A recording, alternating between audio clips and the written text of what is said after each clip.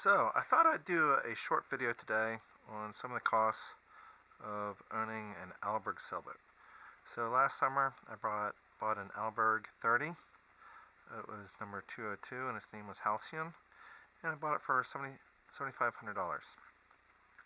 I knew it when I bought it that the base of the mast had a small crack in it, and I also knew that the rails leaked a little bit that were on top of the boat. So I knew I had to do those two things for sure. So, a few weeks after I bought it, on one of my first sails, my halyard to my main got caught at the top of my mast. This is a common problem with Halbergs, and I need some shimmies put at the top of the mast, and I also needed to have the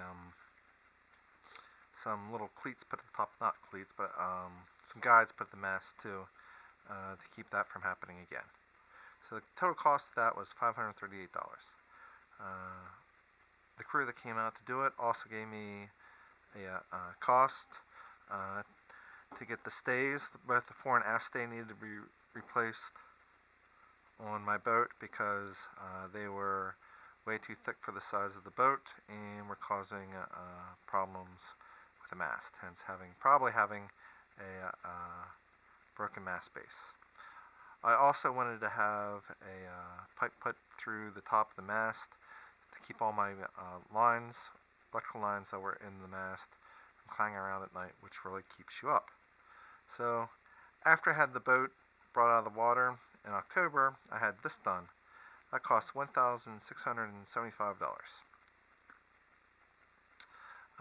When I also got the boat out of the water, I took the two Genoas and the main to a place called Sail Care out in Ford City, Pennsylvania.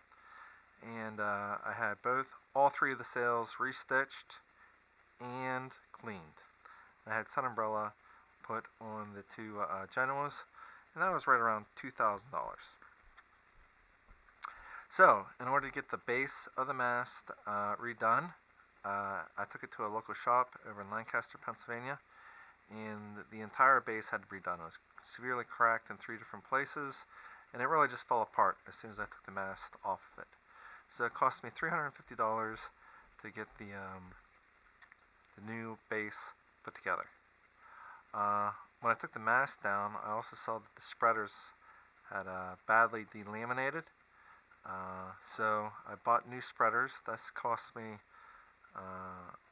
about $200, and then I had to have 2 new holes drilled into it, a bunch of new holes drilled into them, so I'd match the old spreaders hole locations and have it decompressed a little bit so it would fit into the grooves, and that cost me another $150.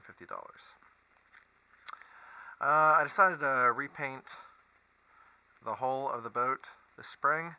So after I sanded down above the waterline the hull, I paid 2 local fellows to sand the bottom of the hull and to repaint the hull completely. This cost $900 plus do some touch-up painting on the inside of my boat.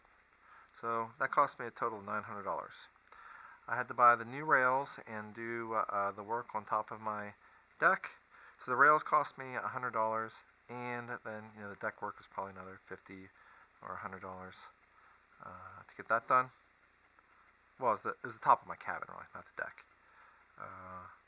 And then other miscellaneous things, expenses I had on the boat was another $300.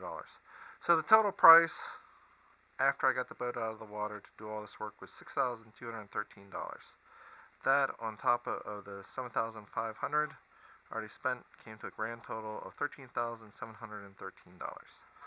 Owning a sailboat is not cheap because this doesn't even count the $1,200 it costs me to store the boat every year. Get insurance, Boat USA, towing stuff, and the miscellaneous stuff that you have to pay for. Oh, I also had to get the through the Coast Guard, I had to get a new documentation through the boat. So all this stuff costs an additional monies as well. So if you go on to Facebook or onto Craigslist, you can probably find a really good used Alberg for around $15,000, and one that needs work like mine for anywhere from $8,500 to, let's say, $11,000. So I guess the moral of the story is you can either pay up front and get a boat that's in really good shape, or you can pay, kind of as you go. I think I did way more work this winter than I needed to. I only needed to probably do about $1,000 of work, and kind of really got carried away with what I was doing. But I think it was well worth it to have a